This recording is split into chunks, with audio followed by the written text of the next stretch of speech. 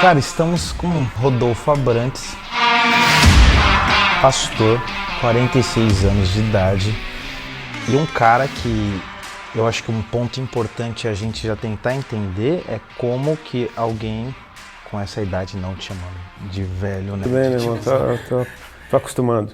Mas como, com 46 anos, você consegue manter uma comunicação eficaz com a geração atual? Cara, eu não tenho explicação para isso. Eu consigo perceber que é a misericórdia de Deus. Eu tive, nos meus 20 e poucos anos, eu tive o privilégio de poder tocar uma nação, o coração de uma geração, e eu fiz isso do jeito que eu quis. Até que, cara, o Senhor me achou e você pensa, ok, meu tempo passou. E de repente vem Deus e me dá a oportunidade de fazer isso de novo. Só que eu vou além ainda, cara. O tanto de criancinha mesmo, 3, 4 anos, que ouve minhas músicas, que canta as músicas. E eu nunca fiz música para criança. E de repente eu percebo que a minha música não só está tocando jovens, está tocando criancinhas. Cara, isso eu percebo, só pode ser Deus. Não foi intencional de fazer um som para eles, só que agora eu não consigo esquecer deles quando eu faço uma música. E eu percebo que as linhas melódicas das minhas músicas, elas são bem fáceis. Não tem melodia difícil, então eu percebo que uma criança consegue assimilar aquilo de maneira, de certa forma, fácil. Enfim, eu acho isso que é um milagre. Para mim é um milagre. Você falou das letras, tem uma letra sua, que se eu não me engano, você disse que é Na Gravidade da Sua Presença. Uhum. Eu, interpretando a música, parece que você faz um trocadilho com gravidade. Uhum. Faz sentido? É mais ou menos por esse caminho que você faz? As palavras, elas têm esse aspecto, né? Eu acho isso muito legal, de tipo assim, a presença de Deus, ela tem esse peso. Entenda o grave, porque ela tem o grave, mas o sentido literal disso é de você estar suspenso desse mundo, mas sem conseguir sair da presença dele uma vez que você é atraído para o coração de Deus. Então você está como uma estrela ao redor dele. A analogia do Sol e os planetas girando ao redor é Deus no centro e a gente girando ao redor dele. Cara, é incrível que você quer ir para um caminho, mas parece que você vai abrindo sempre um assunto que a mente é ligada a outra coisa. Eu lembro que o próprio Paulo, ele fala, pô, nele nós nos movemos e nele nós existimos. E eu percebo que todas as suas mensagens, elas sempre têm um centro, né? Você sempre leva o povo para esse olhar para Deus, é exclusivamente Deus. Esse processo você atribui a exatamente o que? A conversão, é a busca diária, como é que você traduz isso? Eu acho que a forma como eu enxergo estar onde eu estou não teria sido de outra forma se ele não tivesse permitido, me trazido e me feito permanecer. Então, permanecer é até interessante porque ele nos inspira a permanecer. Ou seja, eu entendo que assim, ele fez todas as coisas. O meu papel, o meu esforço não é para entrar nesse lugar, ele abriu a porta. O meu papel não é para ser aceito, ele já me aceitou. O meu papel é pegar todo o meu esforço e permanecer nesse lugar. Então, para permanecer nesse lugar, eu preciso ter foco, que é olhar para a direção certa, no caso o Senhor, e ter os ouvidos abertos, porque a gente pode andar com ele de olhos fechados. É pelo som da voz que a gente o segue. Ele disse, meus ovelhas ouvem a minha voz e me seguem. Ou seja, não se perdem por não ouvir a voz, não reconhecer a voz de estranhos. Então, assim, as ovelhas de Jesus podem andar de olhos fechados e estar com ele o tempo inteiro, desde que você consiga ouvir o som da voz dele. E para isso eu preciso ter foco. É enxergar pela fé. É enxergar seus meus olhos. É como o cego em Jericó. Estava todo mundo vendo alguém que multiplicava pães, alguém que curava doenças, e o cego viu um rei. É louco, o cego viu um rei. Brilhante. Uma coisa que eu percebo também é que essa sua mensagem, e me corrija se eu estiver errado, parece que é uma onda, fecha aspas, entenda-me bem a palavra onda, que o Brasil tem vivido, de novos pastores que têm se conectado de uma forma com o evangelho mais, talvez até C.S. Lewis, aquela coisa, aquele cristianismo mais puro e simples. Você percebe assim, é um movimento, é uma onda, é um novo tempo, é algo profético? Como é que você lê esse momento do Brasil? Cara, eu acho que assim, tem uma nova geração que Deus jogou luz sobre eles. Enfim, Deus talvez tenha encontrado algo lindo neles e jogou luz. No reino de Deus, você pode até se promover, autopromoção, você pode, mas aquilo que é verdade vai aparecer com o tempo. Eu percebo que tem gente que permanece. Não é a respeito de um sucesso imediato, de um reconhecimento imediato, porque isso pode ser fruto de marketing. Mas eu tenho a tendência de admirar aquilo que permanece. É o papo de permanecer. A obra de Deus, eu não creio que ela é medida para cima, como o mundo mede sucesso, que é o cara chegou no auge e agora todo mundo pode olhar para ele. É um cara que vai longe, não alto, longe. É um cara que caminha longas distâncias. Deus continua olhando para esse cara, caminhando. Ele vê o tamanho dessa obra que esse cara percorreu na terra. Ele fala, essa obra é grande, não é para cima, é para frente. E assim, eu já me vejo meio que no meio do caminho entre a escola antiga, entre e essa nova geração. Essa nova geração alguns são mais novos que o meu filho. Enfim, então eu sou como que o irmão mais velho. E eu percebo algo muito lindo nesse papel do irmão mais velho, que ele é um mau exemplo quase que a Bíblia inteira. É Caim matando Abel, são os irmãos de José oprimindo José, é o Esaú depois tendo um BO contra Jacó, é Ismael contra Isaac. E vem Jesus no Novo Testamento e ele agora é o irmão mais velho. E ele está dizendo, aquele que vem depois de mim é maior do que... É João Batista dizendo que o que vem depois de mim é maior do que eu. É Jesus dizendo, aquele que crê em mim fará as mesmas obras, só que ainda maiores. Ou seja, é Jesus assumindo a figura do irmão mais velho. É o pai chamando o irmão mais velho na parábola do filho pródigo e dizendo, se alegra comigo porque o teu irmão chegou. Ou seja, o papel do irmão mais velho é mostrar o pai para os mais novos. Como Jesus disse para Tomé, aquele que vê a mim vê o pai, eu e o pai somos um. Ou seja, é redimir essa figura do irmão mais velho. Então, eu tô meio que no meio do caminho, eu sou uma geração que está no meio do caminho, os quarentões.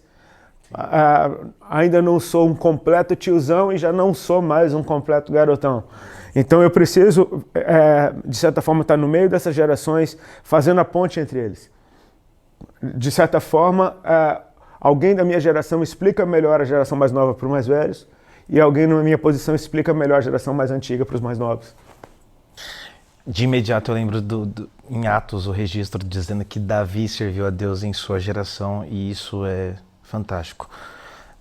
Posso pular por um tema Brasil, ok, um novo tempo, politicamente dizendo. Como é que você avalia esses 6 meses dessa nova gestão? Como é que o Brasil está? Qual a sua percepção? O que você consegue apontar aí de... Cara, você pega uma casa abandonada na mão de bandidos e deixa assim por longos, mais de uma década, tem muita coisa para você consertar. Então você assume a direção dessa casa e não é de uma hora para outra que ela vai ficar linda. Tem muito trabalho. Eu não me admiro nada se esse novo governo levar os 4 anos que tem só para começar a desfazer a bagunça que foi feita por... A gente nunca teve uma história política sadia no Brasil, vamos falar a verdade. É muito fácil jogar toda a culpa no PT e dizer que a sua administração arruinou o Brasil. O Brasil é arruinado, vem sendo arruinado desde a sua descoberta.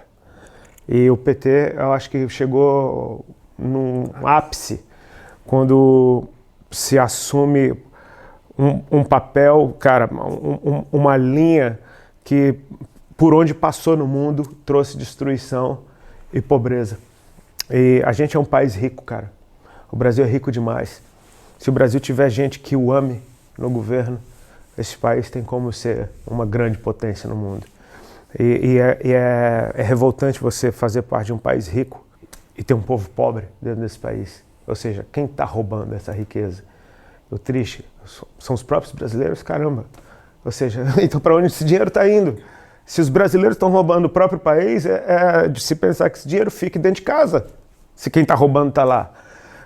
É muita bagunça. Assim, eu vejo um governo que assume pela primeira vez a presidência de um país, é um governo que vai ter que aprender a ser presidente. O Bolsonaro, para mim, não é um mito, ele não é o salvador. Ele foi uma voz, ele foi... essa eleição, para mim, eu tinha uma preocupação muito maior do que ver o Bolsonaro ser eleito. Era não ver o PT ser eleito de novo. Assim, chega do mesmo, sabe? O mesmo eu já sei como é que é. Eu quero algo novo que me dê esperança, pelo menos. Então, assim, eu percebo alguns erros naturais. Eu nunca vi um governo que não erre, mas eu percebo uma firmeza de convicção. Assim, quem conhece o presidente pessoalmente, eu não o conheço, mas eu conheço muitas pessoas que o conhecem. Dizem que ele é um cara extremamente simples, acessível e que você não tem surpresa com ele. Ele é exatamente aquilo ali. Então, assim, é aquela figura do paizão, aquele cara que é meio chucro, é meio grosso, mas é aquilo ali. Então, assim, eu tenho bons olhos. Eu creio que o Brasil, cara, de certa forma, você removeu um trono de iniquidade na nação e só por isso a nação já é abençoada. Agora é orar para que eles dêem os passos certos, né? Amém, amém. Está em pauta essa discussão da reforma, Previdência e tudo mais, e você vê o próprio Congresso fazendo uma oposição aos próprios brasileiros. Se você for afunilar a discussão, você tem esperança? Você acha que ela sai? Você vê o Paulo Guedes aí, você acha que isso dá jogo, dá liga? Uma das coisas que o governo novo tem que aprender é a conversar, né? Sem abrir mão de uma das pautas da eleição, que foi: vamos acabar com a política antiga do toma lá da cá. Ou seja, de certa forma você percebe que o Bolsonaro não é que ele é duro, intransigente e não conversa. Ele quer simplesmente remover essa política antiga, é a impressão que me dá. Só que não é assim, tão radical desse jeito. Precisa haver conversa, precisa haver diálogo, senão a gente não precisa nem de um parlamento. Se não for para ouvir os caras, não precisa nem de um parlamento. Então, ambos os lados aprenderem a dialogar. Ok, não vai ser mais do jeito que era, mas também não dá para ser de uma vez só uma voz falando. Ou seja, eles estão aprendendo a conversar. Essa semana mesmo, algumas medidas foram aprovadas e você percebe que isso já fala de uma conversa, de um certo entendimento. E à medida que eles forem se entendendo e isso for para o melhor do país, todo mundo vai receber as suas medalhinhas de honra. Boa. Bom, água pro vinho também, mais uma. Você... Sei lá, tipo, o que a gente conhece um Rodolfo, o pouco que eu conheço. Um Rodolfo que surfa, que prega, que ministra, casado. O que eu não conheço do Rodolfo? O que a gente poderia conhecer aqui, o seu público, pessoal? Cara, um cara que gosta de não fazer nada. Ama não fazer nada. Você falou um monte de coisa que eu faço, eu amo não fazer nada. É uma coisa que, meu irmão, esse estado vegetativo eu amo. Ficar olhando pro nada. Inércia. Fazendo nada, simplesmente bota uma tela verde com um monte de cara correndo atrás de uma bola na minha frente e eu tô feliz demais. Você joga uma bola, velho? Não, eu assisto. Só assiste, eu assisto né? Tudo. Você falou esses dias na pregação que quando você conheceu o seu camisa 10, você ficou tal, eu fiquei imaginando, era o Neymar, né? Porque você é santista, né? Tá. Não, eu sou flamenguista, flamenguista. Cara. É um nível mais excelente. Sério mesmo? Sim, claro. Tá. Que outro time existe? É que eu lembrei que a Bíblia fala sede Santos, né? Porque eu sou Santos. Mas você percebe que o sangue de Cristo vencendo as trevas é rubro-negro. Então você percebe que o único hino que tem Jesus é o do Flamengo. Entendi. Teve toda uma homenagem ali. Exatamente. Cara, você é um cara fantástico, eu sensacional. Sou. Tá. E humilde. E humilde, modesto. A humildade é a minha maior virtude. Eu gostava muito até essa parte dos times, mas ok. Eu sei que é meio clichê isso, mas é bom ouvir a voz de quem tem um nível de experiência. Você falou esses dias sobre novos levitas ou ministros que falam, eu queria cantar como o Alessandro, como o Brunão e você falou um lance muito legal, entra no seu quarto e chore com o louvor que vai fluindo, toque e chore. Isso já aconteceu com você? Inúmeras vezes. Eu não vou...